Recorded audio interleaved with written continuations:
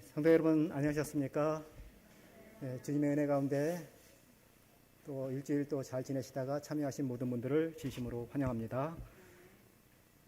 귀한 찬양 또 감사드리고요.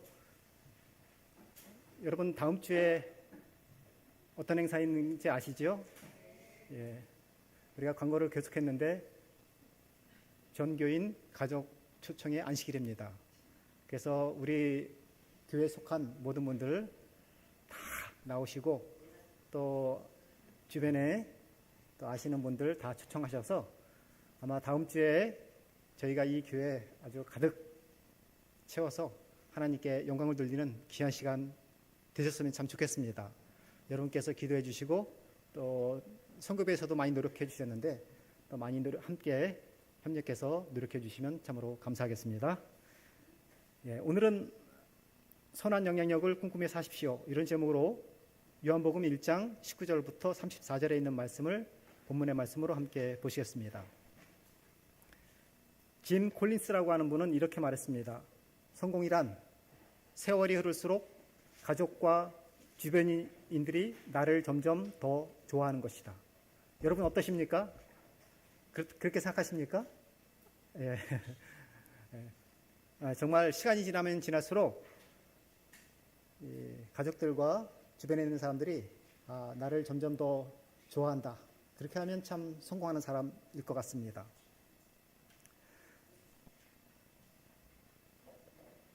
미우라 아야코는 속 빈점 중에서 이렇게 얘기를 했습니다. 오늘 할아버지께서 하신 말씀에서 저는 문득 잠에서 깨어난 듯한 느낌을 받았어요. 일생을 마친 다음에 남는 것은 우리가 모은 것이 아니라 우리가 남에게 준 것이다. 재밌는 일이다. 악착스레 모은 돈이나 재산은 그 누구의 마음에도 남지 않지만 숨은 선행, 진실한 충고, 따뜻한 격려의 말 같은 것은 언제까지나 남게 되니 말이다. 사람들은 살면서 다른 사람에게 선한 영향력을 주는 의미 있는 존재로 살기를 원합니다. 오늘 본문에 있는 말씀을 보시면 당시 유대 지방과 예루살렘에 큰 선한 영향력을 미치며 살았던 한 사람이 나옵니다. 그는 바로 침례 요한이었습니다. 마가복음에는 침례 요한의 영향력을 다음과 같이 기술을 하고 있습니다. 침례 요한이 광야에 이르러 죄사함을 받게 하는 회개의 침례를 전파하니 온 유대 지방과 예루살렘이 다 나아가 자기 죄를 자복하고 요단강에서 그에게 침례를 받더라.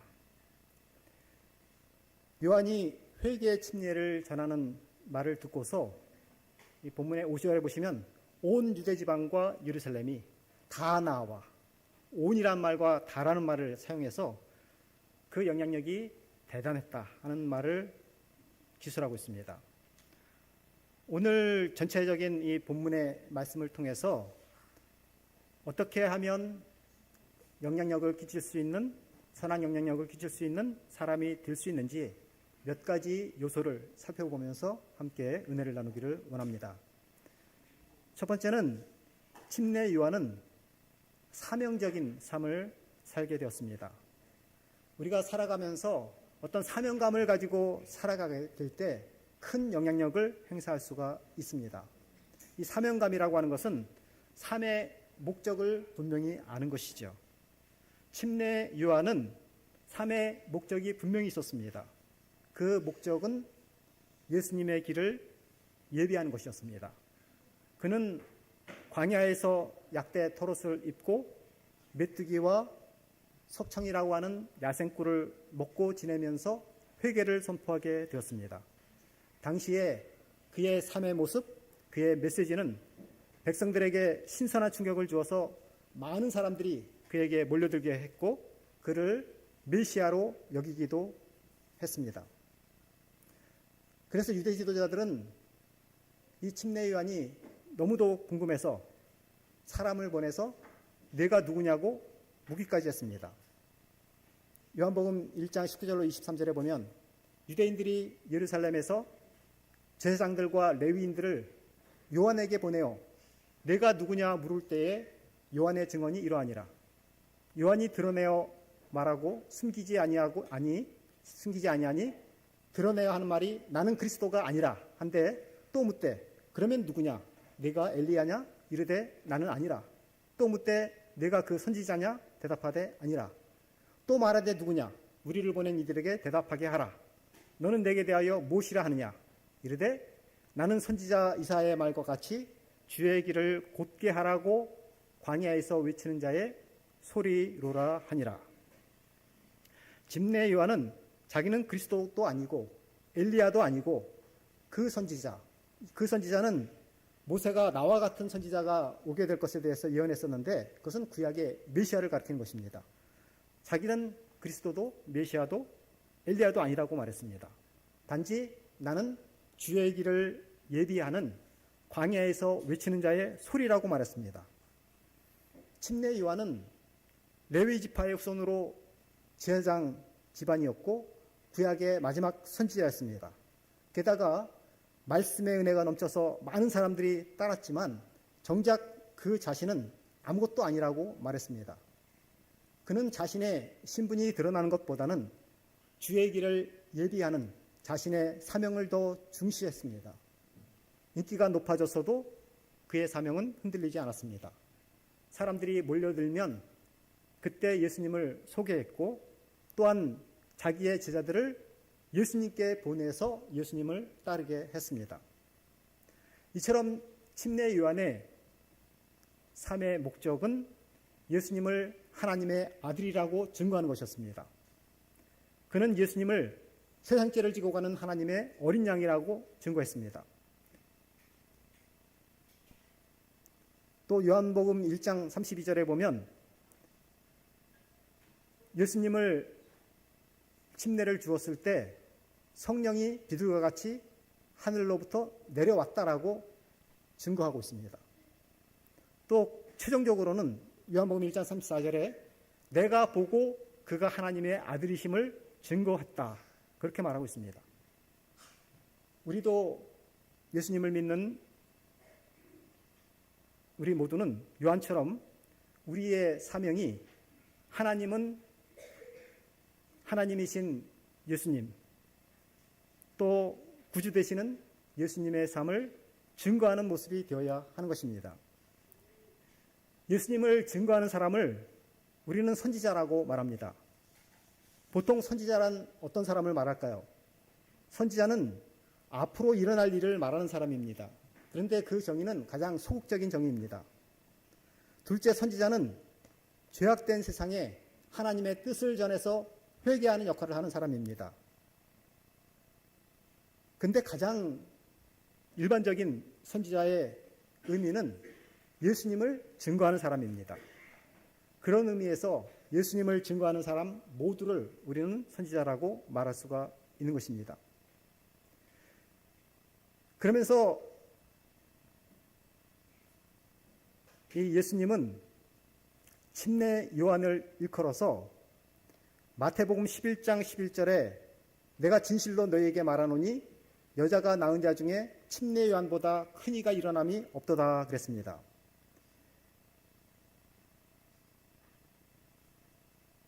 이 침례 요한은 여자가 낳은 자 중에서 가장 크다.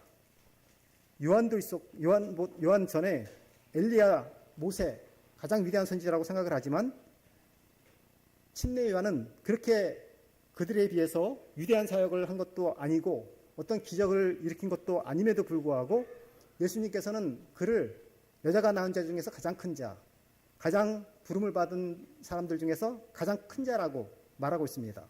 그 이유는 무엇이었을까요? 첫째는 침례 요한은 짧은 생애를 살긴 했지만 오직 예수님만 증거하다가 숨겼기 때문에 그렇습니다. 두 번째는 다른 구약에 있던 선지자와는 달리 침례 요한은 친히 예수님을 눈으로 보았고 그래서 확신하면서 하나님의 아들로서 증거했습니다. 세 번째는 가장 중요한 예수님께 침례를 베풀었기 때문에 그렇습니다. 하나님이신 예수님에게 침례를 베푼 것보다 놀라운 기적이 어디에 있겠습니까?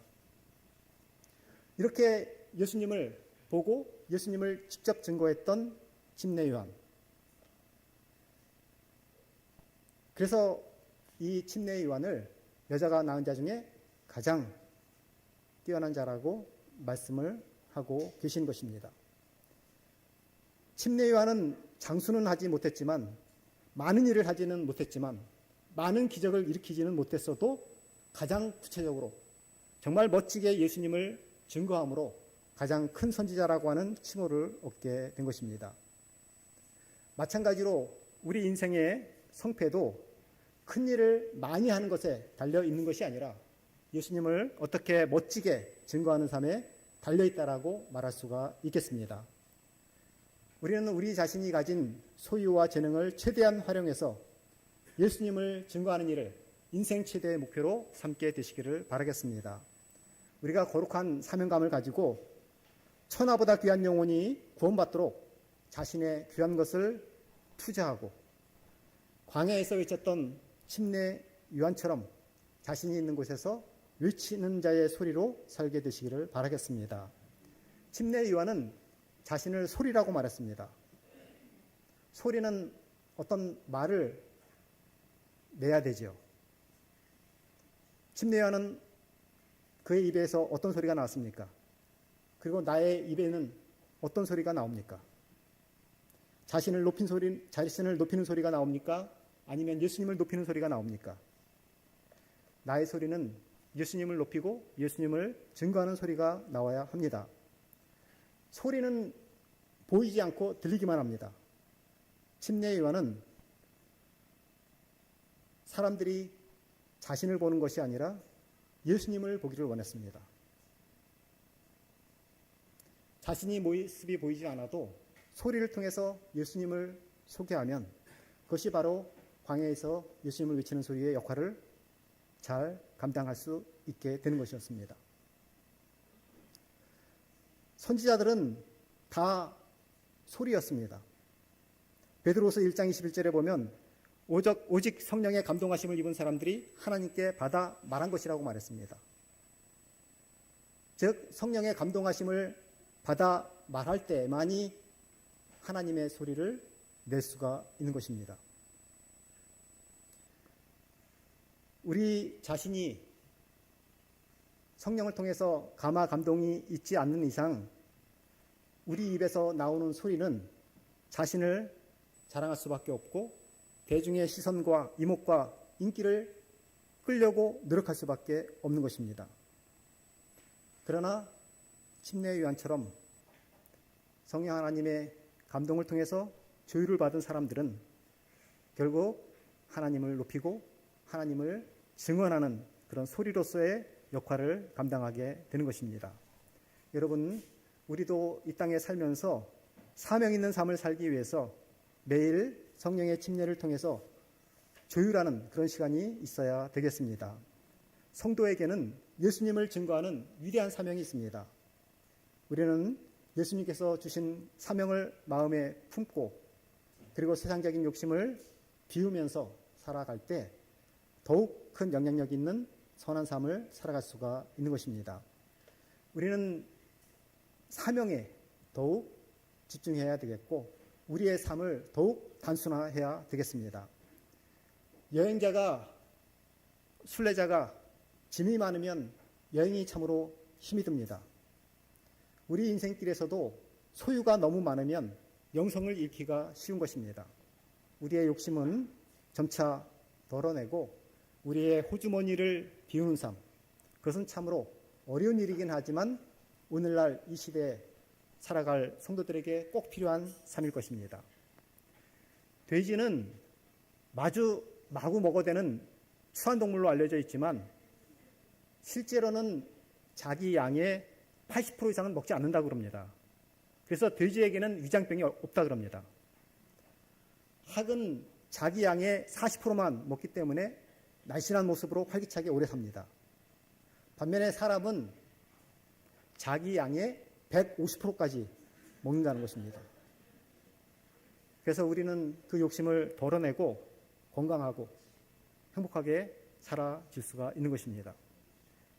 작지만 자신의 작은 것을 가지고 선교에 또 구제에 힘쓰게 되는 그런 삶을 살게 되면 우리의 영성도 맑아지고 내일의 축복도 준비되고 삶의 보람도 또 선한 영향력도 넘치게 될 것입니다. 우리의 육신적인 비움이 있을 때 영적인 체험이 있게 될 것입니다. 우리의 비움이 체험이 되는 것입니다.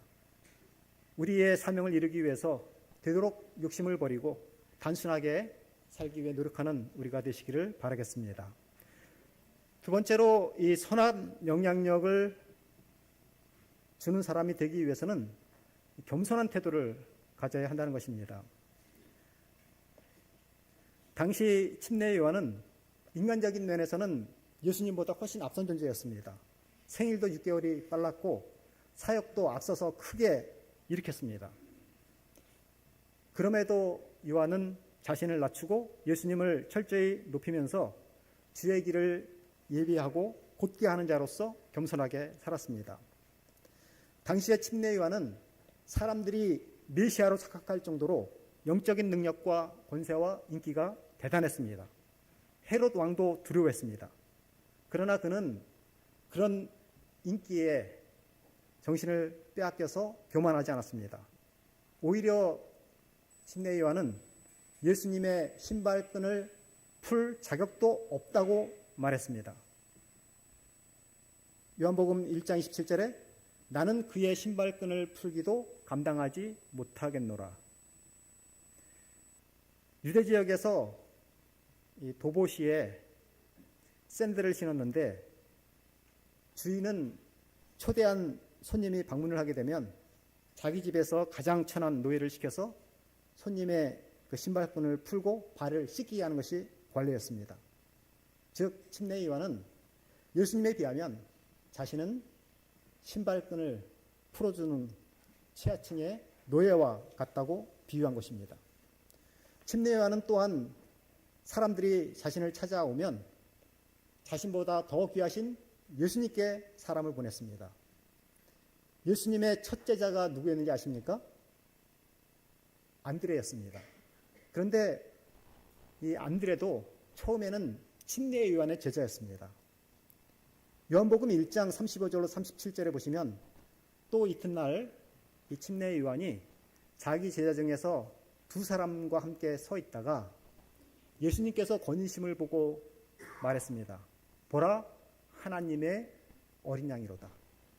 두 제자가 그의 말을 듣고 예수를 따르게 되었다. 그랬는데 그 두 제자 침례 요한의 말을 듣고 하나님의 어린 양이로다 하는 침례 요한의 말을 듣고 예수님을 따랐던 두 제자가 누굴까요?